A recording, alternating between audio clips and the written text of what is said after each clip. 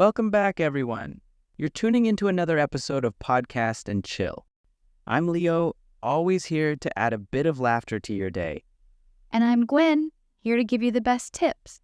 Have you ever wondered why the English you learn in school is different from what you hear in movies or on the street, and you don't know how to use them properly? Then this is the topic for you. Today we're talking about a topic that our listeners all need: School English B's real-life English. In this podcast, we'll share useful tips to help you know the difference between school English and real-life English, and when to use them. Let's get started.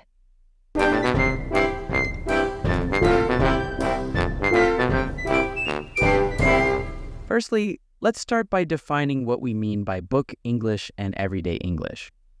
So, book English is what you get from textbooks, academic papers, and formal writing. It's the kind of English that follows all the grammar rules in its formal details very correctly. It's like wearing a suit and tie to a business meeting. You want to look as professional as possible. Right, Leo. On the other hand, everyday English is the language people use in daily conversations on social media and even in informal emails. It's more relaxed, often includes slang, and doesn't always follow strict grammar rules. Yeah, like when writing formally, you might say, "I have received your email." But in everyday conversation, you often hear, "Got your email." That's a perfect example, Gwen. Now, let's move on to the contexts where each type of English is used. All right, so book English is what you'll find in classrooms, academic journals, and professional settings. It's important for writing essays, reports, and giving formal presentations. Yes, and it's important for clear communication in formal contexts. For example, when you write a business email or a scientific paper, it's important to be clear and formal. Imagine you're writing a research paper on climate change. You may write something like, "The information shows a big increase in world temperatures over the last 100 years. On the contrary, if you were just chatting with a friend about the same topic, you might say, "It's getting a lot hotter these days, don't you think?" Now, let's give our listeners some practical examples. How about a simple greeting? In book English, you might say, "Good morning. How are you today?" Right, but in everyday English, you're more likely to hear, "Hey, how's it going?" Or even just, "What's up?" There are also differences in expressions.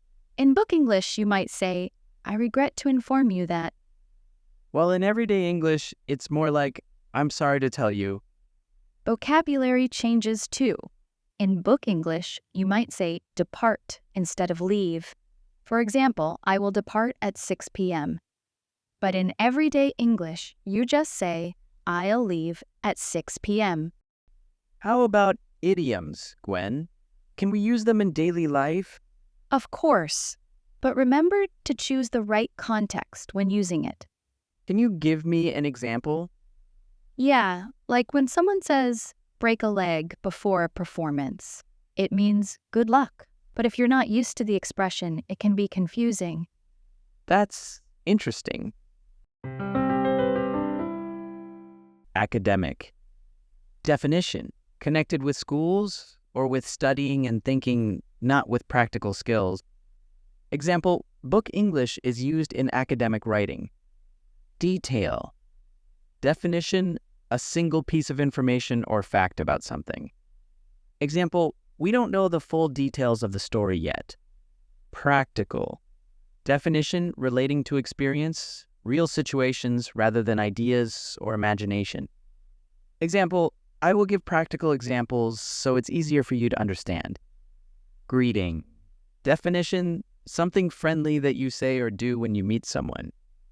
Example: he nodded his head in greeting. Scientific.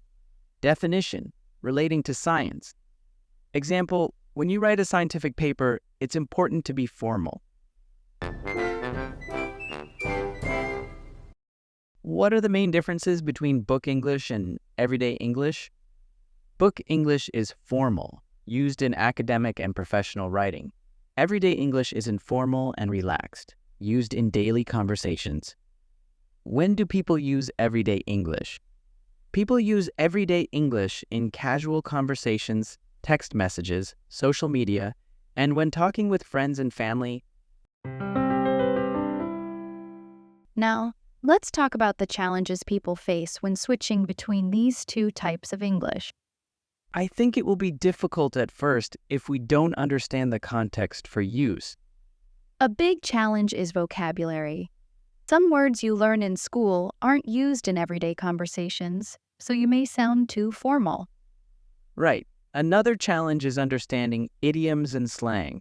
These are often not taught in textbooks, but are very common in daily conversations. Like, if you've only learned formal English, you might not know what spill the beans means. It's a fun way of saying, reveal a secret. Yes, and then there's the speed of conversation. It can be hard to follow if you're used to the slower, clearer speech in classrooms. And let's not forget pronunciation. Native speakers often combine words together when saying like Ghana instead of going to. So true, Leo. So, how can we adapt to both types of English while facing those challenges, Gwen? One way is by practicing with real-life materials like TV shows, movies, and podcasts.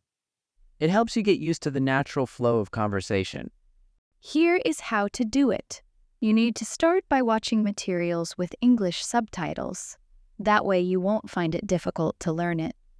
Also, this helps you match spoken words with these materials' written form and makes it easier to understand slang and expressions. You should watch short parts of the show or movie several times. Then pause and replay scenes to catch phrases and expressions you might have missed. If you don't have time to watch movies or shows, you can listen to podcasts. Many people use this when they're too busy.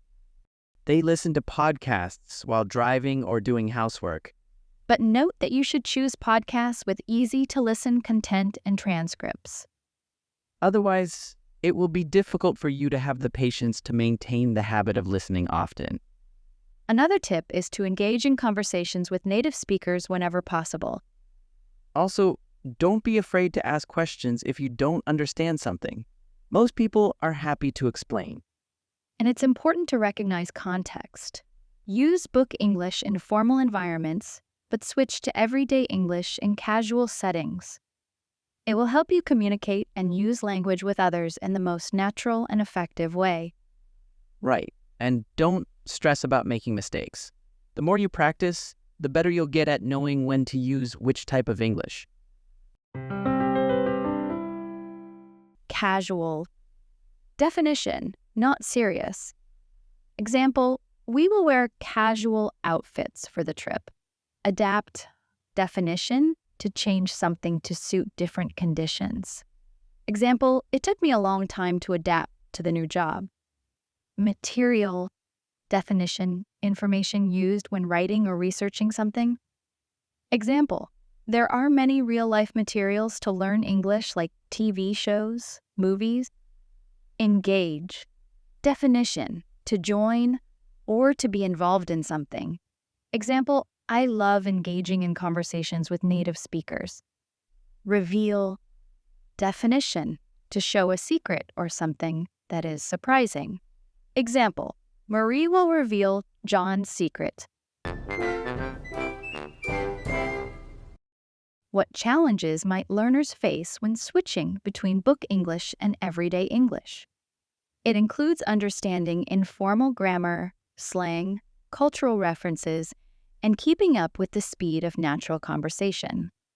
Why is it important to adjust your language based on the situation? Because it helps us have clear communication and suitable interaction with others. To wrap up, understanding the difference between school English and real-life English can really improve your communication skills. Thanks for tuning in, everyone. Remember to practice, have fun with it, and don't be too hard on yourself.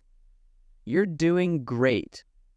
Subscribe to our podcast for more tips and laughs every week. And if you have any questions or topics you'd like us to talk about, send us a message. Until next time, keep practicing and stay confident. This is Leo and Gwen from Podcast and Chill.